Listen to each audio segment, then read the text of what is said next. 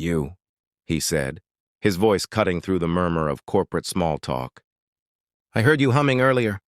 Can you play?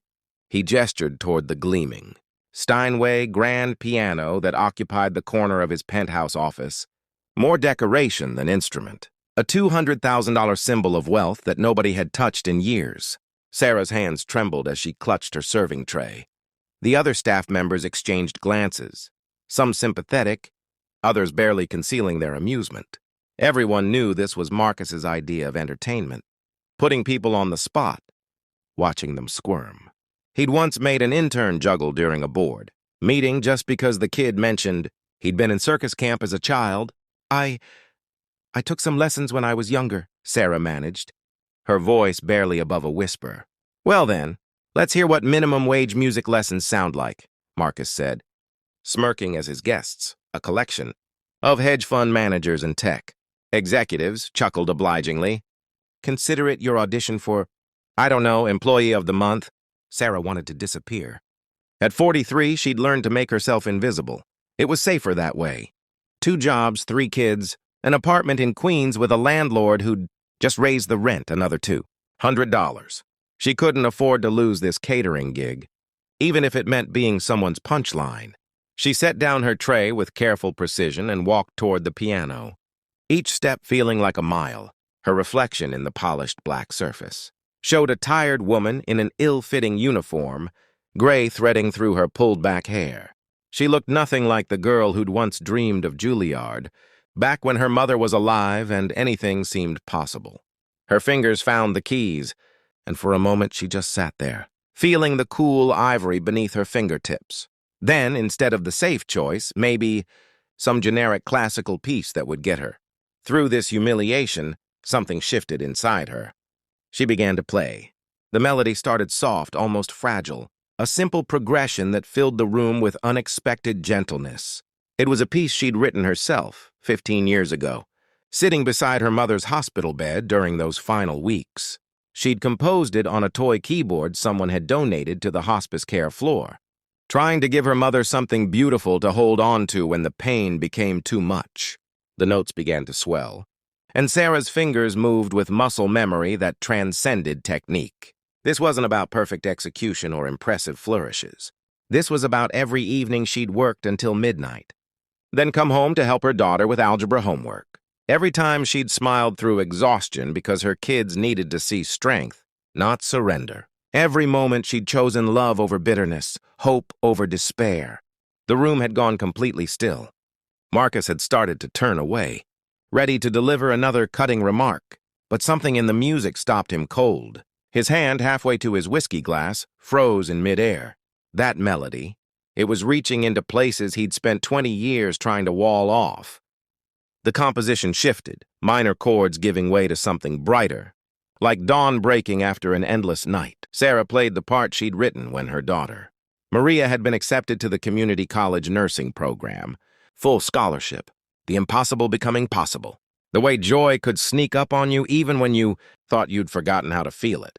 Around the room, the carefully maintained facades were cracking. A hedge fund manager found himself thinking about his own mother, who'd worked 3 jobs to put him through school, a woman he now saw maybe twice a year, always too busy for more than a hurried phone call. A tech CEO remembered his sister, who'd raised him after their parents died, sacrificing her own dreams so he could chase his. How long had it been since he'd told her thank you? But it was Marcus who felt the music like a physical blow.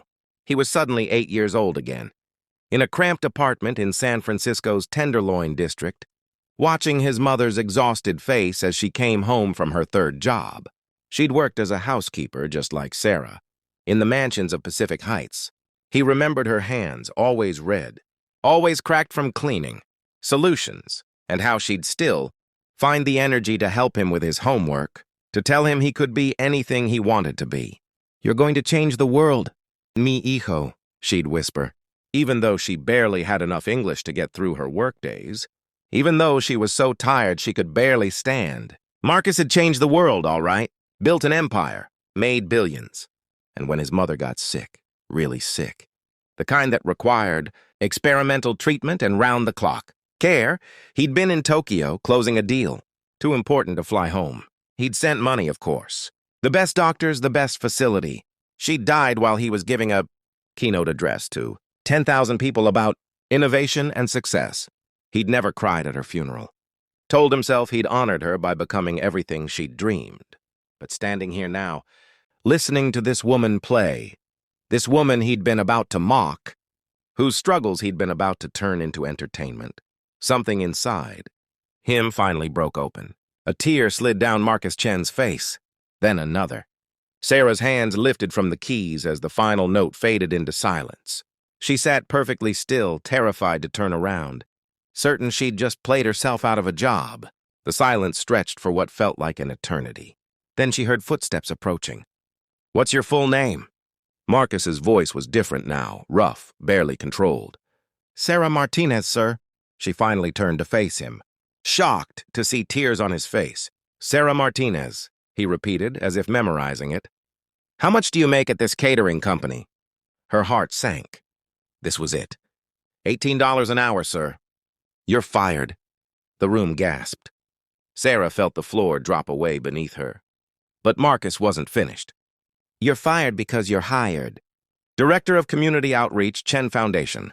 Starting salary, $120,000. Your job will be to find people like you. People with gifts they've had to set aside. People working 3 jobs with dreams they've had to defer. We're going to fund them. Music lessons for kids who can't afford them. College scholarships. Small business grants for single parents. Whatever it takes." He pulled out his phone, fingers flying. "I'm texting my assistant right now. You start Monday." "And Sarah?" He met her eyes, his own still wet. "Thank you. My mother's name was Teresa. She cleaned houses in Pacific Heights for 30 years so I could go to Stanford. I forgot who I was supposed to be doing all this for. You just reminded me." Sarah couldn't speak, couldn't move. The other staff members were staring in disbelief.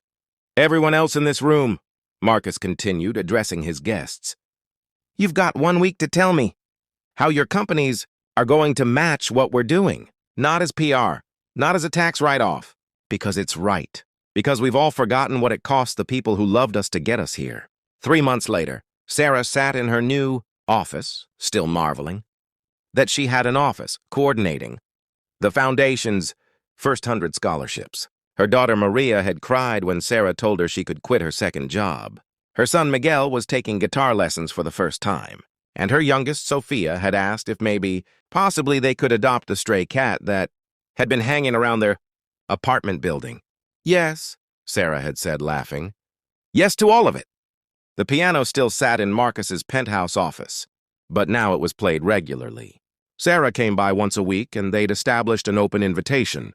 Any employee, anytime, could come play. The music, they'd discovered, kept them honest, kept them human. Sometimes the smallest acts of courage, just playing from the heart. When the world expects you to play it, safe, can change everything.